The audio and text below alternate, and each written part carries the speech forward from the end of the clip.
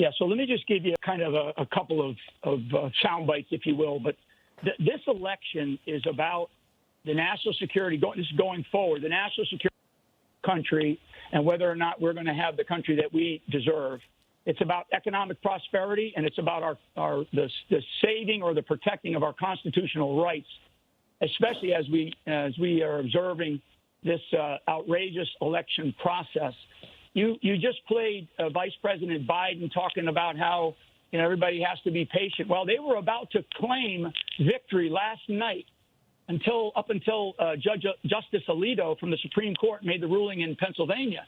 Yeah. So what I would say is you be patient, and let's all be patient here in America.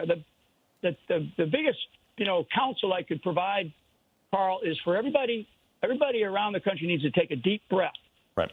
On the battlefield, and you know this, Carl, from your experience, fighting alongside of us in Iraq and Afghanistan, but we always have to take the harder right path, which is a tougher path, versus taking what I call the easier wrong path, which is always the wrong path. It's never the easier path is never the right path, mm-hmm. and the easier path for the current administration would be to just give in.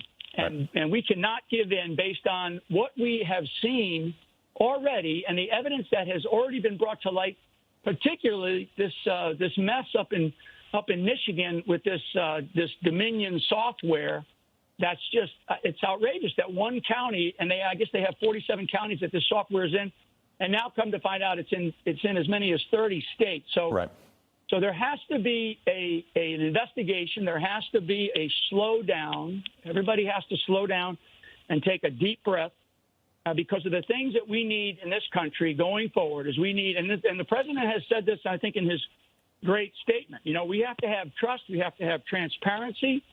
Americans are resilient people. We can withstand the weight that we are in right now. There's going to be a lot of gnashing of teeth, obviously. This is bigger than the presidency. This is bigger than Donald Trump. This is bigger than President Donald J. Trump, than Vice President Biden. Much bigger. This is the presidency of the United States of America. It's the Constitution of the United States of America. It's the process that we have had for almost 250 years. And my last point, Carl, and I'll shut up here for a second, is pressure by the media to call this election is totally irresponsible. Yeah. No, I could not echo your sentiments anymore, General. One of the things is you obviously ran the intelligence community. You were in the White House for a while. This is something you have seen the inner bowels of the innermost workings of D.C., of the Intelligence Committee, and dare I say deep state. So what concerns you most? And I know you're going through your own legal process right now that I don't want to touch on out of respect for that. But what concerns you most about the process you're seeing right now and how it's being played out? Yeah, so that's a great question. What I have observed in my time in Washington, D.C., and frankly, it really wasn't that long. I wasn't in Washington, D.C. that many years as a general officer, as a political person, obviously. But I would tell you that what I know and what I have seen are the deep-seated and the deep levels of corruption in our government. And it's sad and it's heartbreaking, but I have seen that. I have observed it. I know of it. And we are seeing the American public, they saw it over the last 4 years with the whole Russia, the impeachment, all the things that we know about. And what the American people are seeing is that we have a problem in Washington, D.C., and Washington, D.C. is not going to fix the problem. Right. The problem will only be fixed. It will only be fixed by an awake America of patriots that we have seen around the country.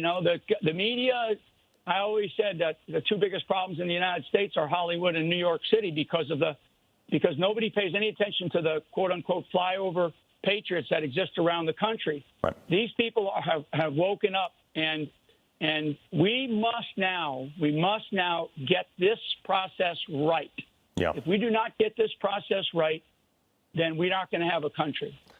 I completely agree, sir. And, I got into a disagreement with one of my friends the other day who happens to be on the other side of the political spectrum. And they said, I don't know why you're so concerned about this. I said, I went overseas for 9 years for this country, for our rights. And I've seen elections in countries that don't have the same privileges we have. And, sir, dare I say that if we allow to succumb to questionable elections, do we have a country left? Yeah. So I was involved directly in the elections in Iraq. Remember, for the listeners, your viewers, they will remember the pictures of the people with the blue fingerprints. They went and voted, Yep. right? And it was a big deal. So I was directly involved in that, and I was directly, even more so, involved in the elections in Afghanistan. We were proud, the American military and the international community in Afghanistan, we were proud of the way we ran a free and fair election process in two countries while we were in combat. And right. and I can sit here today and tell you and your viewers that was a point of pride certainly for us who were responsible for running those elections. And they were not without challenges, but they were free and fair. And the people of those countries felt very upbeat about what happened. And so why can't we do that here in this country? And I won't rehash all the things that other commentators have said about, why is Florida, which has 2 time zones, lots of people able to get their stuff knocked out by 10 o'clock at night, and you don't have North Carolina, Georgia. I mean, all of the stuff that we're seeing unfolding. What I think is happening is there is an unraveling, and my belief is that the technical side of this election, so the electronic voting is there's probably some problems there, and they're going to find those out. Michigan is one of the examples.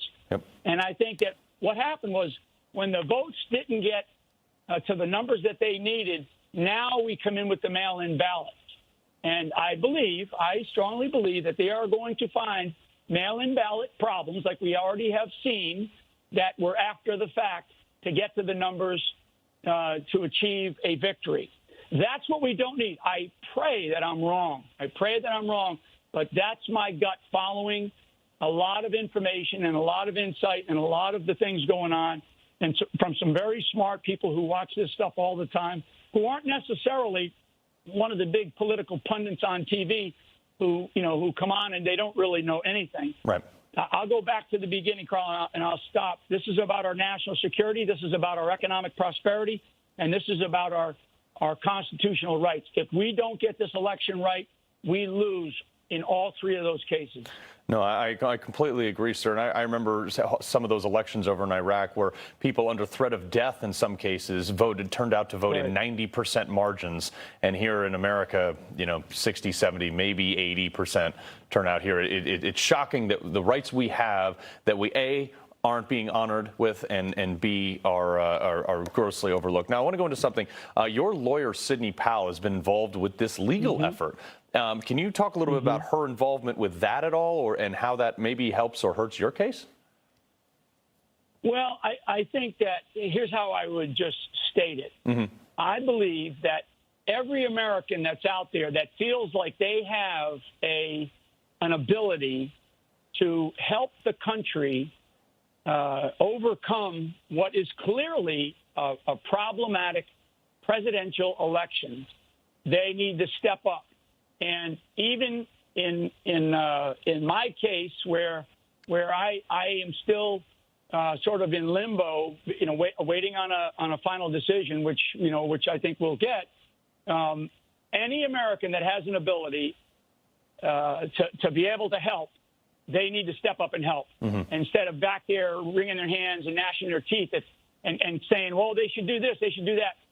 Step up, America, and step up in a big way, especially if you have an ability to help at your local level or your state level or certainly the national level. And there's plenty of places to call, and there's plenty of representatives out there now who are in place and are going to be in place that would ask for that kind of help. So in the case of what I think Sydney's involved in, she's one of those great patriots who is stepping up for the country in a time of need. Yeah, no, we've had her